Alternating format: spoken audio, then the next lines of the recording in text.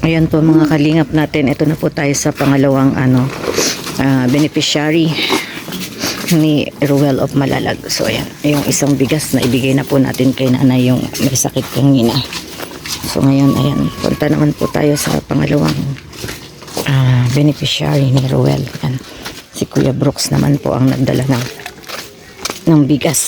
So sumunod po tayo. Sunod po tayo kay Dodong Ruel. Huwag niyo po natin kalimutan ang ating ama ng Kalingap, Kuya Bal Santos Matubang, Ate Edna Vlogs at Kalingap Rab. Yan, maraming salamat po sa inyong lahat. Yan, sama tayo. Sama tayo kay Dodong Ruel. Yan, ang ating first mission na pagsama sa kanya. Yan. Pag maraming may kuto, ay, nakangiti siya. Hello! Bata pa po. Ay, bata pa. Pwede makakadaan dito, Teo, okay lang? Hi! Inaanuhan ko lang kuya kasi. Hi to you! Ayun o, may unggoy si nanay nakangiti. Bata pa daw ito. Ang cute!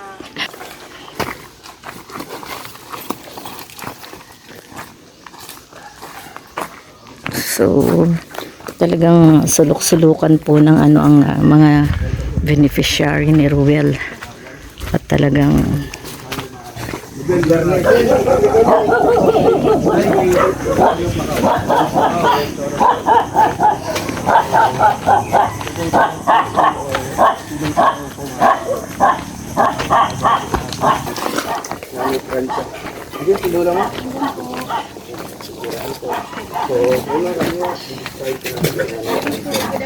no po.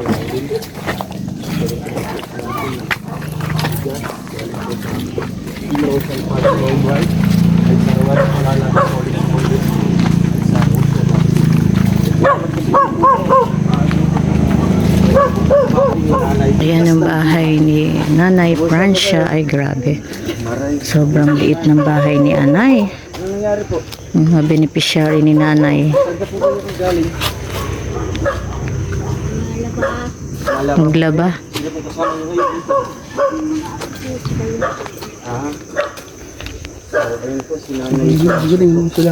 Kaya nga. Pero mataas. Kumusta po ang balita? Yan po yung bahay ni Lola. Sa Camarines North. Wala po kinakuha ang lote doon. So ito po yung bahay ni ni Lola, oh. Tingnan niyo po mga kalingap namin, sadyang nakakaawa po yung kanyang kalalagayan. Tingnan niyo po, oh. Maliit lang, tapos ay nasa tubigan pa. Kaawa-awa po mga kalingap natin. Mabuti na lang at natagpuan siya ni Ruel. At least po ay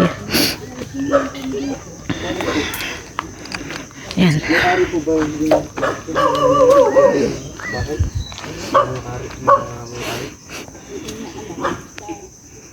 Ito, nandiyan na rin po yung kanilang higaan, lutuan. Nakakaawa ang buhay ni nanay sa lugar na ito. Yan. Nandyan po. So ano pong plano niyo po? Okay ba dyan? Nandyan po si Ruel sa loob. Yan. Kasi kung okay po dyan, magawa po tayo ng yung light materials na bahay. Dyan okay po ba? Dito. Yan na, nagawa din. Nagawa po sa dyan. Pero yung mga nakatira dyan nanay ng mga bahay, mga mo lang, mga kamag-anak mo lang sila. Mga ko yan, Pamangkin. Pamangkin mo. Kasi kayo lang po nang iiba dito nanay, nakalugdog na po sa tubig yung kasi yung mga bakawan na po ito, mga kalingap natin. Ayan, no? Paano po yung papagawa po kayo ng bahay? Baga po, pupunta yung may-ari. Papaalisin po yun. Bahala na, hindi naman na ito pakain. Oo, ano na po ito, no? Wala na po itong mamay-ari sa mga lugar na ito. Kasi ano po ito, oo. Ano po sa gobyerno na kung yung mga itong lugar kasi nga ano na, Kung gobyerno tubigan ang na. magpaalis, ay Oo. sabi ko kahit naman kami sa dalhin ay makikiano ako. Wala nito may-ari ang gobyerno. Oo nga po. Kasi nga po ganito na. Halimbawa papaalisin kayo kasi nga delikado yung lugar. So talagang aalis po kayo. Ay doon, wala naman akong layo doon kakilala. Wala Ako naman baga magkasakit o ano, wala lang. Wala din mag-alaga, no? Walang magbabantay sa inyo. Magi pa dito.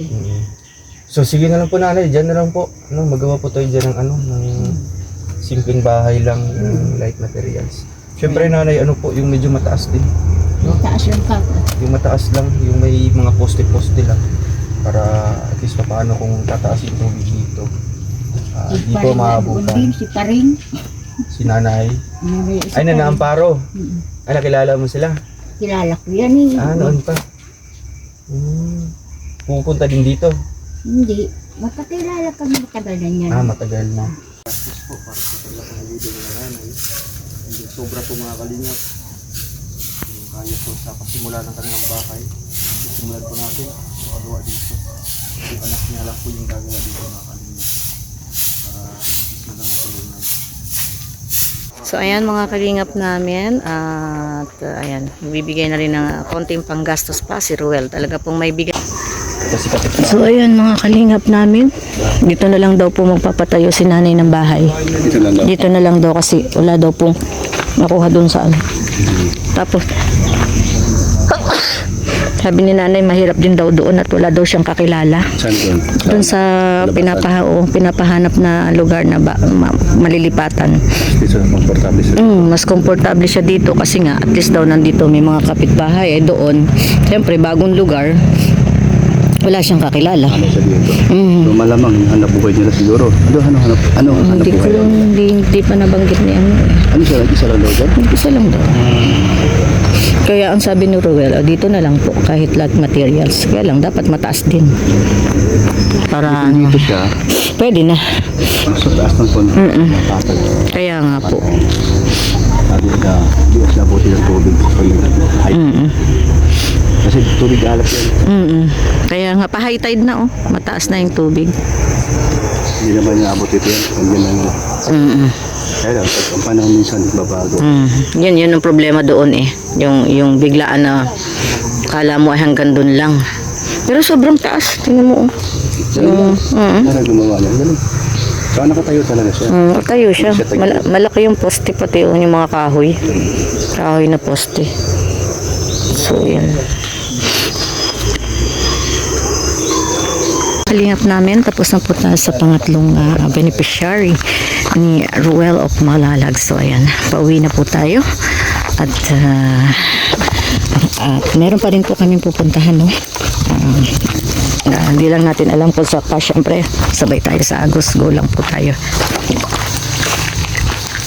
Yan, maraming salamat po and God bless us all po sa ating lahat. Bye-bye po everyone and I'll see you again on my next upload video. Thank you po.